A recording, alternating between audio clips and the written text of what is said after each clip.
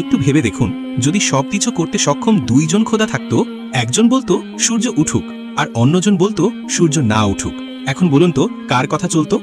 যদি প্রথম জনের কথা চলতো তবে দ্বিতীয় জন আর সর্বশক্তিমান থাকতো না, আর যদি দ্বিতীয় জনের কথা চলতো তবে প্রথম জন আর সর্বশক্তিমান থাকতো না। আর যদি দুজন মিলেই ঠিক করতো যে সূর্য উঠবে, তাহলে নতুন প্রশ্ন দাঁড়ায়, ক্ষমতাটা কে ব্যবহার করলো? যদি শুধু গড 1 ব্যবহার করে থাকে তাহলে গড 2 অপ্রয়োজনীয় হয়ে গেল, আর যদি শুধু গড 2 ব্যবহার করে থাকে তাহলে গড 1 অপ্রয়োজনীয় হয়ে গেল, অর্থাৎ আলাদাভাবে তারা আর সর্বশক্তিমান রইল না। কুরআনে আল্লাহ তাআলা বলেন, যদি আসমান ও জামিনে আল্লাহ ছাড়া অন্য কোনো খোদা থাকতো তবে উভয়ই ধ্বংস হয়ে যেত। অতএব আরশের মালিক আল্লাহ সেই সব কথা থেকে সম্পূর্ণ পবিত্র যা তারা বানিয়ে নেয়। এই আয়াত একটি গভীর বুদ্ধিবৃত্তিক যুক্তি দেয়। যদি একের বেশি খোদা থাকতো তাহলে তাদের সিদ্ধান্তের মধ্যে সংঘর্ষ হতো, ব্যবস্থাপনা ভেঙে পড়ত, আর গোটা মহাবিশ্বে বিশৃঙ্খলা ছড়িয়ে পড়ত। কিন্তু আমরা কি দেখি? সূর্য প্রতিদিন সময় মতো ওঠে, নিয়ম একইভাবে চলে, সবকিছু ভারসাম্যে রয়েছে।